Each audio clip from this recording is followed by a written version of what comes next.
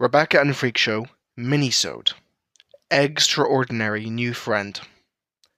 Chapter 1, Hello World. Freakshow awoke with a groggy haze. They looked around at their surroundings. Rather than waking up in their bedroom, they seemed to be in the living room. After a short moment of getting their bearings, they took notice of faint, soft snoring next to them, as well as a slight weight on their side. They turned their head to see Rebecca, fast asleep with her head resting on their shoulder. Freakshow smiled softly at their slumbering friend, as they began to remember what had brought them to this position. After narrowly escaping their night at Terry's, they both crashed out on the sofa, both too exhausted to carry themselves back up to their bedrooms. Freakshow let out a contented sigh before turning their attention to the clock. It had just passed 12:30 in the afternoon.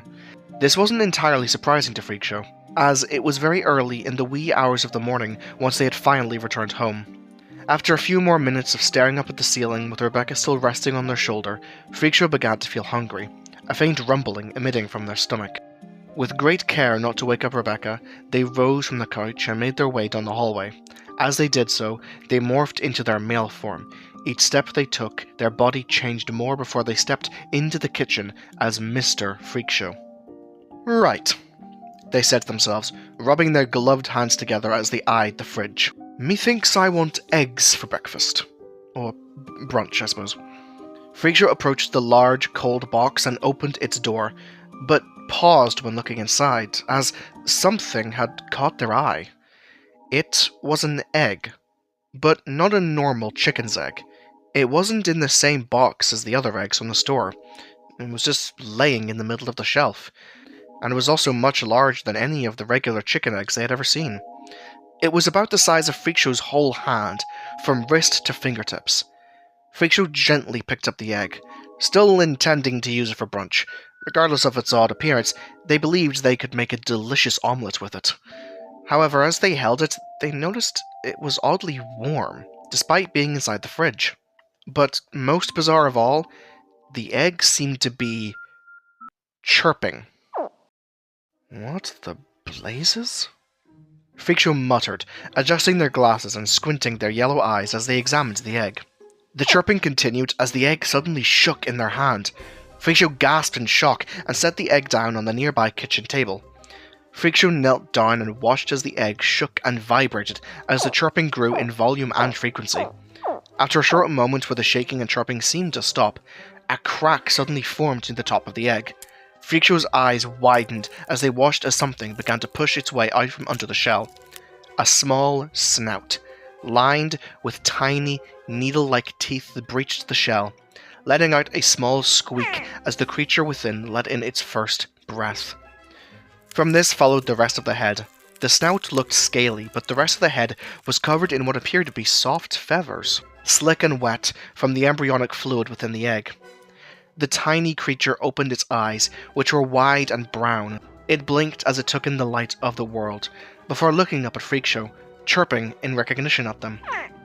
Freakshow was realizing that whatever this thing was, it now thinks they're its mother. Chapter 2, Getting Facts Straight. What is it?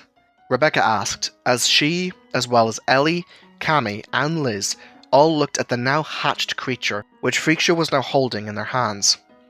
Most of its body was covered in light brown feathers, with dark brown stripes running along its body and tail, which was nearly as long as its whole body, as well as splotches of the same colour on its thighs.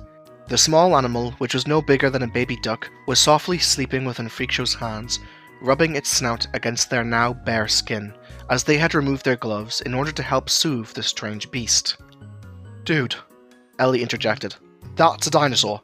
Like straight up, that is just a dinosaur. She said, with awe in her voice. A dinosaur? Freakshow asked as they looked down to the creature in their hands. Like one of those foul creatures from those films Rebecca likes. But it doesn't look anything like them. They mused with confusion. Those are just movies, Freakshow. Dinosaurs were very real and probably looked way different than those old films. Rebecca said, gently rubbing the animal's head with her fingertip, causing it to gently purr. Yeah, but they've been dead for like a super long time, so where did this one come from? Liz said as the dinosaur's tail twitched slightly. Freakshow thought for a short moment, thinking of how this egg that was clearly not from this century could have possibly ended up in their fridge of all places. There are these anomalies in our world called time tears, they said, immediately catching the attention of everyone in the room. Literal rips in the fabric of time and space itself. They act as doorways, leading anywhere and, any when, I suppose. However, they can also displace matter from one time and place it in another. So I suppose it's entirely possible this little chap's egg was caught up in one of these displacements, and that's how it got here. They finished, the group shell-shocked by the literal unraveling of time and space, apparently just being an average Tuesday for the likes of Freakshow. The dinosaur in their hands opened its eyes and yawned, a tiny squeak that melted everyone's hearts. Oh, it's adorable! Liz cooed, scratching under its chin with her finger. It is. Freakshow chuckled. But I'm still not sure exactly what it is. It's a Spinosaurus. Cami suddenly said out of nowhere in his usual blunt tone. The group all turned to him, surprised he was able to identify the animal. See the shape on its back? He said, gesturing to an odd hump on its back. That's a sail. It's where the animal gets its name from, although no one actually knows what it was for. Everyone looked at him in silence for a bit, before Freakshow spoke up again. Do you know anything else about this little beastie? They said. Cami rubbed his chin in thought before answering. They lived in what is now Egypt, so they probably like it warm. And, some scientists think it may have been able to swim, or that it likes spending time near water. At this revelation, Freakshow got an idea.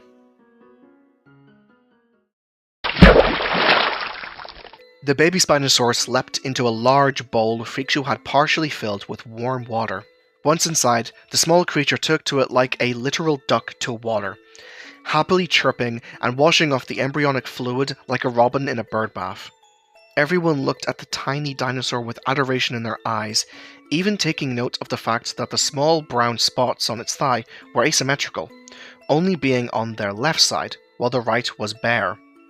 After a short while of splashing around and even drinking some of the water, its little head shot up as it heard the rustling of Ellie eating from a box of cereal. It looked over to her and chirped, getting her attention. "You hungry, little man?" she asked. The Spino chirped again, almost as if in response. Ellie chuckled and prepared to throw a piece of cereal into its open toothy maw, but Cami stopped her before she could. "Wait, we don't know if that's safe for it to eat," he said, his voice laced with concern.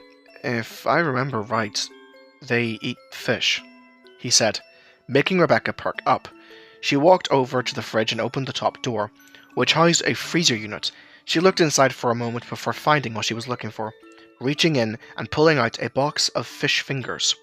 "These are frozen, so I'll need to cook them for a bit so the little guy doesn't hurt its teeth," she said, walking towards the oven, where she placed some of the fish fingers and let them warm up for a bit. After about 5 minutes, she took them out. They didn't need to be cooked all the way, just enough to defrost them. Once the dinosaur caught the smell of the fish, it began chirping more and hopping up and down in the water. Rebecca tore off a small chunk of fish and held it in her hand for the Spinosaurus to eat. It sniffed at the food before snatching it and swallowing it in a few short chews, letting out a happy-sounding noise and looking up at Rebecca for more.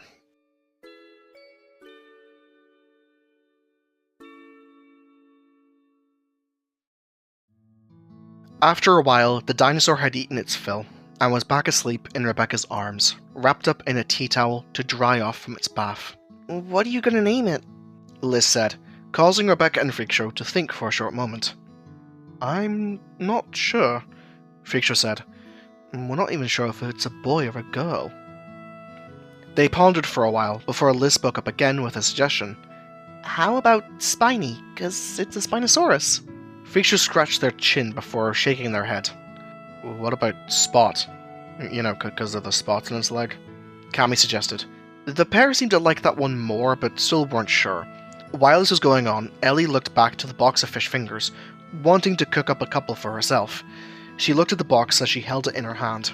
Since Mellensburg is near the ocean, the town has a booming seafood industry, and the fish fingers were a local brand named Fish Dippers. And as Ellie looked at the name on the box, she got an idea. "Yeah," she said, turning to the others. "What about Dipper?" she said, holding the box, the name seeming to strike a chord with the dinosaur, as it woke up and chirped, again seeming in response. I think it likes that name," Rebecca said, as the group all looked at the newly named Dipper. Cami reached out his hand to pet the baby dinosaur. It sniffed at his fingers before opening its jaws and clamping down on his hand, causing Cami to scream in pain.